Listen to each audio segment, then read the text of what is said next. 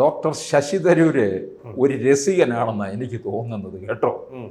അദ്ദേഹത്തിന്റെ തമാശ അറിഞ്ഞായിരുന്നല്ലോ. എല്ലാം കഴിഞ്ഞിട്ട് ഇത് വലിയൊരു അവിട്ടാണ് പൊട്ടിയത് അത് മുകളിലോട്ട് ചെന്ന് വലിയ ശബ്ദമൊക്കെ ഉണ്ടായി കഴിഞ്ഞിട്ട് അദ്ദേഹം ഇപ്പൊ കോൺഗ്രസ്സുകാരോട് എന്താ പറഞ്ഞിരിക്കുന്നത്, ഏതായാലും ഒറ്റക്കെട്ടായല്ലോ നിങ്ങൾ, സന്തോഷം എന്ന് പറഞ്ഞിരിക്കുകയാണ്. ഇതിൽ കൂടുതലൊന്നും പറയാനില്ല. സത്യമാണ്, അദ്ദേഹം അച്ചട്ടാണ്. ശരിക്കും കോൺഗ്രസിൻ്റെ ഐക്യശില്പിയാണ് ശശി തരൂർ. ഏതെങ്കിലും ഒരു കാര്യത്തിൽ കോൺഗ്രസ്സുകാരെല്ലാം സമവായത്തിലെത്തിയിട്ടുണ്ടെങ്കിൽ ശശി തരൂരിൻ്റെ കാര്യത്തിലാണ്. തമ്മിലടിച്ച് പാളയത്തിൽ പടയുണ്ടാക്കിയ എം ഹസനും അതുപോലെ തന്നെ മുഖ്യമന്ത്രി കസേരയ്ക്ക് വേണ്ടി മഞ്ഞുകൊള്ളുന്ന രമേശ് ചെന്നിത്തലയും അതുപോലെ തന്നെ കിട്ടിയാൽ മുഷിയില്ല എന്ന് വിചാരിക്കുന്ന കെ സുധാകരൻ, അതുപോലെ തന്നെ അത് ഞാൻ തന്നെ എടുക്കും എന്ന് മനസ്സിലുറപ്പിച്ചിരിക്കുന്ന കെ സി വേണുഗോപാലും എല്ലാം ഓരോ കാര്യങ്ങൾ പറഞ്ഞിങ്ങനെ തമ്മിലടിച്ചുകൊണ്ടിരിക്കുക. അടുത്ത മുഖ്യമന്ത്രി ആരേ എന്നുള്ള വളരെ പ്രിമച്വറായിട്ടുള്ളൊരു വിഷയം എടുത്ത് പന്ത് തട്ടി കളിക്കുകയായിരുന്നു ഇവരെല്ലാം കൂടെ. അടിയിട്ട് പന്തെനിക്ക് കുഞ്ഞാലിക്കെട്ടിക്ക് സൈ കെട്ടു. അധികാരത്തിന് പുറത്തിരുന്നിരുന്ന് പുള്ളിക്കാരൻ വശം കെട്ടുപോയത്. അടുത്ത മുഖ്യമന്ത്രി താനെന്ന് വിചാരിച്ച് ഇങ്ങനെ മനക്കോട്ടകൾ അദ്ദേഹം ഇങ്ങനെ തുയർത്തിക്കൊണ്ടിരിക്കുക, മലപ്പുറത്തിരുന്നു കൊണ്ട് അല്ലെങ്കിൽ പാണക്കാട്ട് ഇരുന്നു കൊണ്ട്. ആ സമയത്താണ് ശശി തരൂര് ഓർക്കാപ്പുറത്ത് അശ്വനിപാതം പോലെ കേരള ഗവൺമെൻറ്റിൻ്റെ വ്യവസായ നയത്തെ പ്രകീർത്തിച്ചുകൊണ്ടും കോൺഗ്രസിന് മുഴുവൻ മനക്ലേശം ഉണ്ടാക്കിക്കൊണ്ടും അതുപോലെ തന്നെ CPM-ൻ്റെ കോട്ടകളിൽ അപ്രതീക്ഷിതമായിട്ടുള്ള ഒരു നവവസന്തം സൃഷ്ടിച്ചുകൊണ്ടും ഒക്കെ ഒരു പ്രസ്താവന നടത്തിയത്, ഒരു ലേഖനം എഴുതിയത്. ആ ലേഖനം CPM-ന് പകർന്ന ഊർജം എന്ന് പറയുന്നത് ഭയങ്കരമാണ്.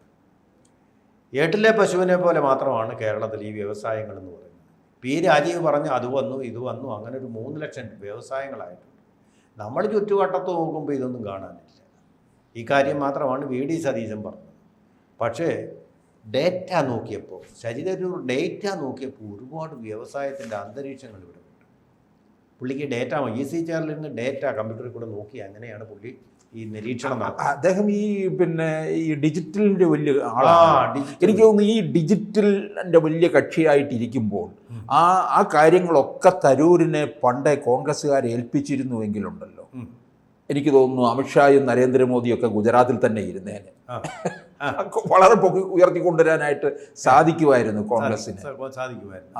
അപ്പോൾ അതിൽ കൂടെ ഡേറ്റയിൽ കൂടെ പുള്ളി വിപ്ലവങ്ങളും അതുപോലെ തന്നെ സമത്വവും മതേതരത്വവും ഒക്കെ സൃഷ്ടിക്കുകയും ചെയ്യും. അതിന് വേറൊരു സംഭവം അറിയാമോ? ഇവിടെ നമ്മുടെ ഒരു ജോയി എന്ന് പറയുന്ന കരാർ തൊഴിലാളി ആമയിഴഞ്ചാൻ തോട്ടിൽ മാലിന്യത്തിൽ ശ്വാസം കിട്ടാതെ പിടഞ്ഞ് മരിച്ചു കഴിഞ്ഞ അവസരത്തിൽ എന്താ ചെയ്തത്? ഫേസ്ബുക്ക് പോസ്റ്റ് ഇട്ട് എഴുന്നേറ്റ് നിൽക്കുകയായിരുന്നു.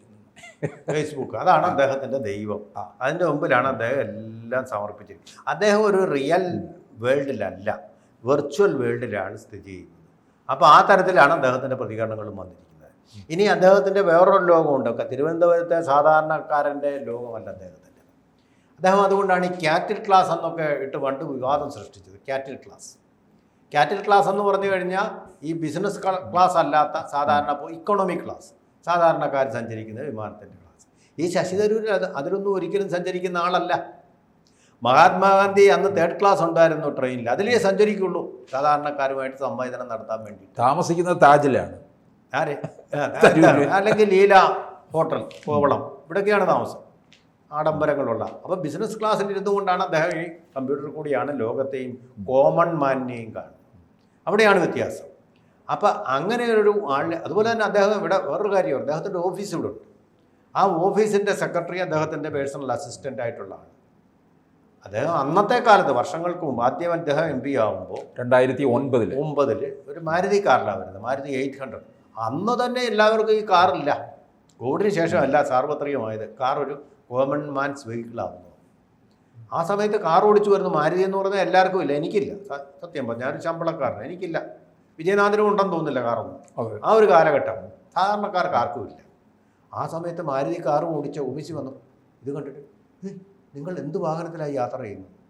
അപ്പോൾ ഈ സെക്രട്ടറി വിചാരിച്ച് സൈക്കിളിൽ വരാത്തതിന് കുറ്റപ്പെടുത്തുമായിരിക്കും, കോൺഗ്രസ്സുകാരനല്ലേ, മഹാത്മാഗാന്ധിയുടെ പാർട്ടിയല്ലേ എന്ന് വിചാരിച്ച് എന്തോ അബദ്ധമായിപ്പോയി 4 വീലറിൽ വന്നതെന്ന് വിചാരിച്ചിരിക്കും. പറയും ദാ കൊടു, ചെക്ക് എഴുതി ഞാൻ കൊടുത്തു, ഒപ്പിട്ടാൻ കൊടുത്തു, നാളെ മുതൽ ഇനിയും ഇന്നോവ കാറിൽ വന്നാൽ. ഇന്നോവയെക്കുറിച്ച് നമ്മൾ ചിന്തിക്കുന്നതിന് മുമ്പാണ്, ഇന്നോവേഷൻ വരുന്നതിന് മുമ്പാണ്. 10 സീറ്റുള്ള ഇന്നോവയിലാണ് പിന്നെ അദ്ദേഹത്തിൻ്റെ സെക്രട്ടറി ഓഫീസിൽ വന്നുകൊണ്ടിരുന്നത്. അപ്പോൾ ആ സ്റ്റാൻഡേർഡ്സ് അദ്ദേഹം അമേരിക്കയിലോ വിദേശ രാജ്യങ്ങളിലോ യൂറോപ്പിലോ ഒക്കെ കാണുന്ന സത്യങ്ങൾ അതാണ്.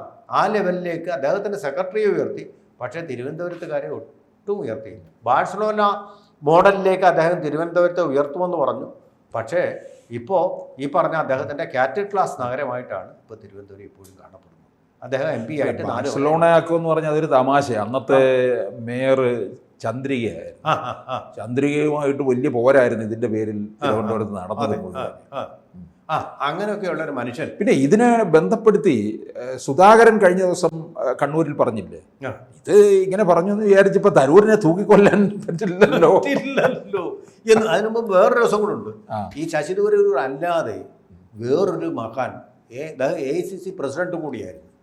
അദ്ദേഹവും കോൺഗ്രസിൻ്റെ ഐക്യശില്പിയാണ്. ഐക്യം ഉറപ്പിച്ചു. ആരെന്നറിയോ? VM സുധീരൻ. അതെ, VM സുധീരൻ പോരിനിറങ്ങി. VM സുധീരൻ കോൺഗ്രസിൻ്റെ പ്രസിഡന്റ് ആയതോടുകൂടി, അതായത് കേരളത്തിലെ കോൺഗ്രസിൻ്റെ KPCCയുടെ പ്രസിഡന്റ് ആയതോടുകൂടി രമേശ് ചെന്നിത്തലയും അതുപോലെ തന്നെ ഉമ്മൻചാണ്ടി അന്നുണ്ട്. ഉമ്മൻചാണ്ടിയും കീരിയും പാമ്പും പോലായിരുന്നു. മുഖ്യമന്ത്രി പദത്തിന് വേണ്ടിയുള്ള മത്സരത്തിൻ്റെ ഭാഗമായിട്ട് കീരിയും പാമ്പും പോലിരുന്ന ഉമ്മൻചാണ്ടിയും ഇദ്ദേഹവും പിന്നൊരു മൂന്നാമതൊരു ഗ്രൂപ്പ് ഉണ്ടായിരുന്നു. ആ ഗ്രൂപ്പ് അങ്ങനെ 3 ഗ്രൂപ്പുകളായിട്ട് കിടന്ന് ഒരു ത്രികക്ഷി മത്സരം നടത്തിക്കൊണ്ടിരിക്കുകയായിരുന്നു കേരളത്തിൽ, കോൺഗ്രസിനകത്ത് തന്നെ. ആ മത്സരത്തിലുള്ള കക്ഷികളെല്ലാം കൂടെ യോജിച്ചൊന്നായി VM സുധീരനെതിരെ ഒന്നിച്ചു. അവർ എല്ലാവരും, K മുരളീധരനും പത്മജിയും ഉമ്മൻചാണ്ടിയും ഈ പറഞ്ഞ രമേശ് ചെന്നിത്തലയും K സുധാകരനും എല്ലാവരും, MM ഹസനും, ഈ പറഞ്ഞ കഥാപാത്രങ്ങളെല്ലാം തന്നെ അന്ന് VM സുധീരനെ മാറ്റണമെന്ന് ഹൈക്കമാൻഡിന് നിരന്തരമായിട്ട് മുദ്രാവാക്യം കൊടുത്തുകൊണ്ടിരുന്നു. പിന്നെ K കരുണാകരൻ്റെ കാലത്ത് അങ്ങനല്ല. K കരുണാകരൻ്റെ കാലത്ത് ഉമ്മൻചാണ്ടി, അതുപോലെ തന്നെ MM ഹസൻ, രാമചന്ദ്രൻ നായർ എന്നുള്ളവരെല്ലാം കൂടെ ചേർന്നിട്ട്, അതുപോലെ തന്നെ ഷാനവാസ്, ഇവരിൽ MM ഷാനവാസ് MP ആയിരുന്നു. അങ്ങനെയുള്ളവരെല്ലാം കൂടെ ചേർന്നൊരു ഗ്രൂപ്പായിട്ട് കരുണാകരനെതിരെ. അന്ന് കരുണാകരൻ്റെ പക്ഷത്തുണ്ടായിരുന്നത് സ്വന്തം മകനാണ് K മുരളീധരൻ. അദ്ദേഹം മാത്രമേ ഉണ്ടായിരുന്നുള്ളൂ. ആ K മുരളീധരനും ഇദ്ദേഹവും കൂടാണ് DIC എന്ന് പറയുന്ന ഒരു കോൺഗ്രസിൽ നിന്ന് വിഘടിച്ചു പോയുണ്ടായ കക്ഷി രൂപീകരിച്ചും പിൽക്കാലത്ത് തിരിച്ചു വന്നു. അപ്പോൾ അങ്ങനെ ഒറ്റപ്പെട്ടിട്ടേ ഉള്ളൂ. അല്ലാതെ ഒരു ഐക്യം ഉണ്ടാക്കാൻ അന്നത്തെ കാലത്തും ഈ വിഷയത്തിന് കരുണാകരന് പറ്റിയിട്ടില്ല. ആ കരുണാകരന് പോലും പറ്റാത്ത കാര്യമാണ് ഇപ്പോൾ ശശി തരൂർ സ്ഥാപിച്ചെടുത്തിരിക്കുന്നത്. കുഞ്ഞാലിക്കുട്ടി ആവുന്നത് വിചാരിച്ചു നിങ്ങൾ യോജിച്ചു പോകൂ, ഞാനൊന്ന് മന്ത്രി ആയിക്കോട്ടെ, പ്ലീസ് എന്ന് പറഞ്ഞത്. അപ്പോഴും കേട്ടില്ല, തമ്മിൽ തല്ലിക്കൊണ്ടിരുന്നു. ആര് പറയുന്നത് ചെവിക്കൊള്ളാം. അതുപോലെ തന്നെ കോൺഗ്രസിൻ്റെ ഒരു നിരീക്ഷകയുണ്ട്. ആ നിരീക്ഷക പലതവണ ഒന്ന് പറഞ്ഞു നിങ്ങൾ യോജിച്ചു പോകണം. രാഹുൽ ഗാന്ധി കണ്ണുരുട്ടി, എന്നിട്ടും തമ്മിലടി നിർത്താൻ പറ്റിയില്ല. സെമി കേഡറാക്കണമെന്ന് K സുധാകരൻ പറഞ്ഞുകൊണ്ട് അച്ചടക്കം. സുധാകരൻ ഈ പ്രസ്താവന നടത്തിയതിനകത്തൂടെ മറ്റൊരാൾക്ക് കൂടിയിട്ട് കുത്തു കൊടുത്തിട്ടുണ്ട്. അതായത് ഈ തരൂരിന്റെ പറഞ്ഞിരിക്കുന്ന ഈ കാര്യത്തെ ഇത്രയും വഷളാക്കണ്ടായിരുന്നു. വഷളാക്കിയത് ചിലരാണ്. അത് VD സതീശൻ ഒരു കുത്താണ് കൊടുത്തത്. തരം കിട്ടിയപ്പോ നമുക്ക് സതീശനെയും കുത്തി. തൂക്കിക്കൊല്ലാൻ പറ്റുമെന്ന് അദ്ദേഹം ചോദിച്ചു. സെമി കേഡർ പാർട്ടിയാണ്. പിന്നെ പറഞ്ഞിരിക്കുന്നതിൽ അത് സുധാകരന്റെ പറഞ്ഞിരിക്കുന്ന കാര്യങ്ങൾ വരികൾക്കിടയിലൂടെ പോയാൽ ഈ ചില കാര്യങ്ങളൊക്കെ ശരിയാണെന്നുള്ള മറ്റുള്ളൊരു ന്യായീകരണം കൂടി ഉണ്ട്. അതായത് കേരളത്തിൽ ഇത്തരത്തിലുള്ള വ്യവസായങ്ങൾക്ക് സാധ്യതയുണ്ട് എന്നുള്ള മട്ടിൽ കൂടി ആ വരികൾക്കിടയിൽ നിന്ന് വായിക്കാൻ പറ്റുന്നുണ്ട് സുധാകരൻ പറഞ്ഞത്. സതീശന് മാത്രമല്ല, നിതാന്ത ശത്രുവായ പിണറായി വിജയനെതിരെ ഒരു പ്രയോഗം പ്രയോഗിച്ചു. നരഭോജി പിണറായി വിജയൻ. ഈ നരഭോജിയെ കഴിയുന്നതും വേഗം ആ പ്രയോഗം ഇത്തിരി കടുത്തു അല്ലേ? നരഭോജിയായിട്ടിരിക്കുന്ന മനുഷ്യനാണ്, നരഭോജിയായിരിക്കുന്നു. അല്ല, കടുത്തു എന്ന് പറയാൻ വരട്ടെ. കഴിഞ്ഞ ദിവസം നടന്ന മന്ത്രിസഭായോഗം നടന്ന MN സ്മാരകത്തിലായിരുന്നു. MN നായരെ ഇവർക്കാർക്കും ഓർമ്മയുണ്ടോയെന്ന് അറിയില്ല, പിണറായി വിജയനും ഓർമ്മയുണ്ടോയെന്ന് അറിയില്ല. MN നായരായിരുന്നു കമ്മ്യൂണിസ്റ്റ് പാർട്ടി ബാലറ്റിലൂടെ അധികാരത്തിൽ വരുന്നതിൻ്റെ ശില്പി. പാർട്ടി സെക്രട്ടറി ആയിരുന്നു എന്ന് പാർട്ടിക്ക് പ്രധാനം ഭരണഘടന അനുസരിച്ചു. ആ പാർട്ടി സെക്രട്ടറി ആയിട്ടുള്ള MN ഗോവിന്ദൻ നായരുടെ പേരിലുള്ള സ്മാരകത്തിലായിരുന്നു നടത്തിയത്. MN മറന്നു എന്നുള്ളത് വ്യക്തമാണ്. കാരണം കണ്ടില്ലേ, MN സ്മാരകത്തിന് കൊണ്ടുവെക്കാമെന്ന അർത്ഥകായ പ്രതിമ MN അല്ല മറ്റെല്ലാ മനുഷ്യരുടെയും മുഖച്ചായുള്ള ഒരു രൂപമാണ്. അത് മാറ്റിയിട്ടുണ്ട് തൽക്കാലം. അവിടെ വെച്ച് നടന്ന ഈ ഇടതുപക്ഷ മന്ത്രിസഭാ യോഗമല്ലേ, ഇടതുപക്ഷ കക്ഷികളുടെ യോഗം, ഭരണകക്ഷികളുടെ LDF യോഗം എത്രയോ വർഷങ്ങൾക്ക് ശേഷമാണ് അവിടെ വെച്ച് നടക്കുന്നത്. അവിടെ കയറി ചെന്നപ്പോൾ അവർ നോക്കിയപ്പോൾ EMSന്റെ ഫോട്ടോയുണ്ട്, എല്ലാ കാര്യങ്ങളും. എനിക്ക് തോന്നുന്നു ഒരു നിമിഷം പിണറായി ഇത് കണ്ടിട്ട് മറന്നിട്ട് ഇത് AKG സെൻറ്റർ തന്നെയാണെന്ന് അദ്ദേഹത്തിന് തോന്നിയെന്ന് തോന്നുന്നു. അപ്പോൾ പാവം ബിനോയ് വിശ്വം ഇങ്ങനെ പരിസ്ഥിതിയൊക്കെ രക്ഷിക്കാൻ പണ്ടത്തെ കുടിയേറ്റം അവസാനിപ്പിച്ചുകൊണ്ടുള്ള നിയമം, ഭൂപരിഷ്കരണ നിയമം, ഇങ്ങനെയുള്ള കാര്യങ്ങളൊക്കെ ഒന്നും മുഖ്യമന്ത്രിയുടെ മുഖത്ത് നോക്കിയെന്ന്. മുഖ്യമന്ത്രി അന്നേരം ഒന്നും വേണ്ടില്ല, ഇവൻ ആരുടെ ഇതൊക്കെ എന്നെ പഠിപ്പിക്കാൻ എന്നുള്ള മട്ടി വന്നു. അത് കഴിഞ്ഞിട്ട് ഭൂഗർഭജലം ഇതിൽ ഉപയോഗിക്കുകയില്ല എന്ന് മുഖ്യമന്ത്രി ഒന്ന് പറഞ്ഞു. ഞാൻ ഇത് കേട്ടില്ല. അത് ജലചൂഷണം ചെയ്യും, അത് ജലചൂഷണം. കണ്ണൊന്നും ഉരുട്ടി. ഞാൻ ഞാൻ അപ്പുറത്ത് കയറാൻ പറയാൻ താനാരോടും, ഞാൻ പറഞ്ഞിട്ട് അതിനെ എതിർത്ത് പറയാൻ താനാരോടും. പിന്നെ ബിനോയ് വിശ്വം ഇന്ന് വരെ ഈ സമയം വരെ വേണ്ടിയിട്ടില്ല. അതോടുകൂടി ബ്രൂവറിക്കുള്ള അനുമതിയായി അത് പാസ്സാവുകയും ചെയ്യും. ബ്രൂവറി പാലക്കാട്ട് വരികയും ചെയ്യും എന്നുള്ള ഉറപ്പായി. ബിനോയ് വിശ്വം ഇനി മിണ്ടുകയില്ല. ബിനോയ് വിശ്വം ഇനി ഒരു കുഞ്ഞാടായിട്ട് കൂടെ നിൽക്കും എന്നുള്ളതും വളരെ MN സ്മാരകത്തിൽ AKG സെൻറ്ററിൽ ഇത്രയും യോഗം കൂടിയിട്ട്, LDF യോഗം കൂടിയിട്ട് ഈ ബിനോയ് പിന്നെയും ഇങ്ങനെ കുറച്ചുകൊണ്ടിരുന്നു. ഇപ്പോൾ അതാ MN സ്മാരകത്തിൽ തന്നെ മീറ്റിംഗ് നടത്തി ബിനോയ് വിശ്വത്തിൻ്റെ നാക്കടച്ചു. പിന്നെ വേണ്ടിയിട്ടില്ലല്ലോ പുള്ളി. CPIയുടെ തിണ്ണെ വന്നിട്ടാണ് ഒരക്ഷരം പിന്നെ വേണ്ടിയിട്ടില്ല, ഒരക്ഷരം പിന്നെ വേണ്ടിയിട്ടില്ല. കുഞ്ഞാടായിട്ട് മാറി. അങ്ങനെയായിരുന്നു കാനൻ രാജേന്ദ്രൻ. ആദ്യം എതിർത്തുകൊണ്ടിരുന്നു, അവസാനം വന്നപ്പോൾ കുഞ്ഞാടായി. എന്തും ഉത്തരവേ എന്ന് പറയുന്ന പോലെ ആയിട്ട് തീർന്നു. അങ്ങനെ ഒരു രീതിയിലേക്ക് ആമേൻ എന്ന് പറയുന്ന തരത്തിലേക്ക് ഇപ്പോൾ ബിനോയ് വിശ്വ തീർന്നിട്ടുണ്ട്. അതാണ് അതിൻ്റെ ഒരു പരിണിത ഫലം. പക്ഷേ കോൺഗ്രസിൻ്റെ ഐക്യം ശശി തരൂർ ഉള്ളിടത്തോളം കാലമായിരുന്നു, ശശി തരൂരിൻ്റെ കോൺട്രോവേഴ്സി ഉള്ളിടത്തോളം കാലമാണ്. മറന്നേക്ക് പുറത്തു വരുന്നതിൻ്റെ ഒരു കാര്യമാണ് ഇപ്പോൾ വിജയനാഥ് സൂചിപ്പിച്ചത്. അതായത് ഇത് ഇത്രയും വഷളാക്കി കൊണ്ടുപോയത് VD സതീശനാണെന്ന് ഉള്ള ആ ഒരു കൂരമ്പും കൂടെ അദ്ദേഹം പ്രയോഗിച്ചിട്ടുണ്ട്. എന്തായാലും വളരെ സരസമായിട്ടാണ് ഇപ്പോൾ കോൺഗ്രസിൻ്റെ കാര്യങ്ങൾ നീങ്ങിക്കൊണ്ടിരിക്കുന്നത്. കിട്ടിയ അവസരം പാഴായി പോയി എന്ന് തന്നെ കരുതാം.